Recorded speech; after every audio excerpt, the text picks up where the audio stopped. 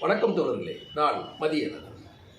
தமிழ்நாட்டின் அரசியல் களம் தேர்தல் நெருங்க நெருங்க மிகப்பெரிய ஒரு மாற்றம் அடைந்து கொண்டு வருகிறது என்றுதான் நான் நம்புகிறேன்.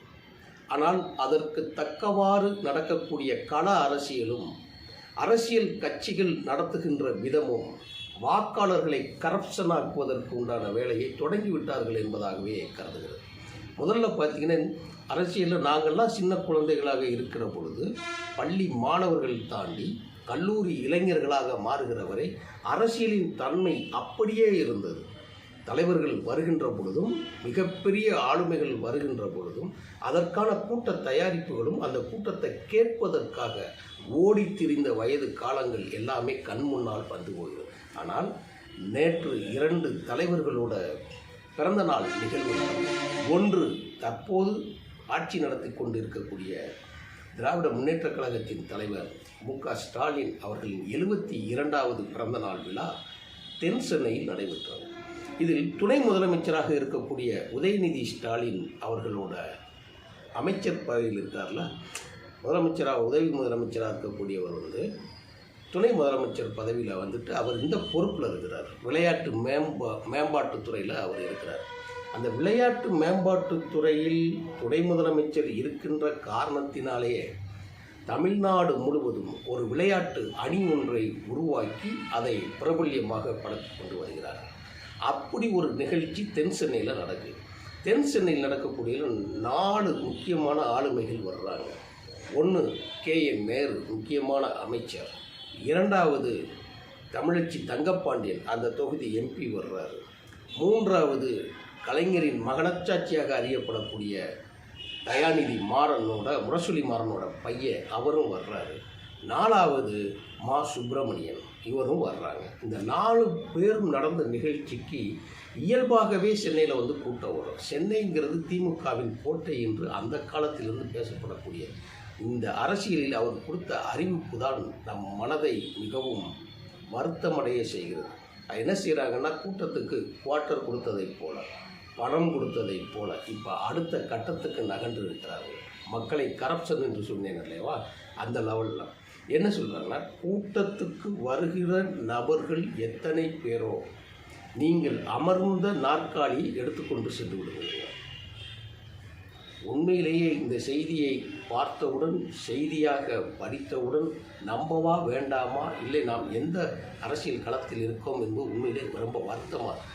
சரி, இது அப்படித்தான் நடக்குன்னா, இதுக்கு எதிர்ப்பு இருக்கக்கூடிய அண்ணா திராவிட முன்னேற்ற கழகத்தோட பொது மேடையில் பார்த்தீங்கன்னா, திருப்பூரில்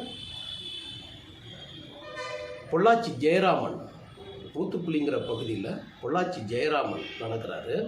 முன்னாள் அமைச்சர் K.C. கருப்பண்ணன் இருக்கிறாரு, தாமோதரன் இருக்கிறார். இவங்க 3 பேரும் கலந்துக்கிட்ட கூட்டத்தில் நோட்டீஸில் துண்டறிக்கையிலே கொடுத்துருக்குறாங்க, கீழே குறிப்பு பட்டியலில் போட்டு, இந்த கூட்டத்தில் கலந்து கொள்ளுபவர்களுக்கு குழுக்கள் முறையில் 3 நபர்கள் தேர்ந்தெடுத்து தங்க பரிசு கொடுக்குறோம், தங்க நாணயம்.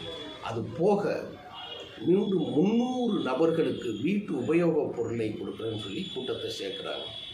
இப்போது அவங்க பேசக்கூடிய கொள்கையாளர்களோட பேச்சை கேட்குறதுக்கு இங்கே வர்றாங்களா, இல்லைன்னா நமக்கு தானமாக தரப்படக்கூடிய பொருளை கொண்டு போகிறதுக்கு வராங்களாங்கிற தரம் மாறிவிட்டது. தலைவர்களோட பொதுக்கூட்டம் நடக்கும்போது என்ன நடந்துட்டு இருந்துச்சு பார்த்தீங்கன்னா, காசை கொடுத்து ஆள்களை திரட்டி உட்கார வைத்த கூத்து நடந்தது. களம் மாறிவிட்டது. எல்லாம் அதிகாரத்தின் வேட்டை என்கிறதான் பார்க்குது. இதுக்கு முன்னாடி மன்னர்கள் ஒரு மனிதன் தனியாக வச்சிருந்து அந்த மன்னர்களிடம் எல்லா அதிகாரமும் குவிந்திருந்தது. இதையெல்லாம் ஒழுங்குபடுத்துவதற்காக சாக்ரட்டிஸ் என்கின்ற ஒரு மனிதன் அரசியல் கொள்கை தத்துவங்களை கொண்டு வந்தான். அதுக்கு பிறகு பிளேட்டோ வந்தார், டெமஸ்தனிஸ் வந்தார்.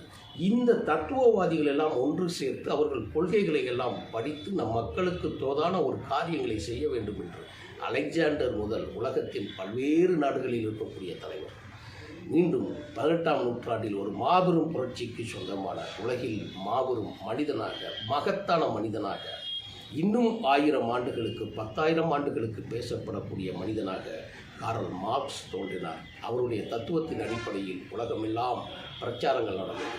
பொதுக்கூட்டம் நடந்தது, மக்களை பக்குவப்படுத்தினார்கள், படிக்க வைத்தார்கள்.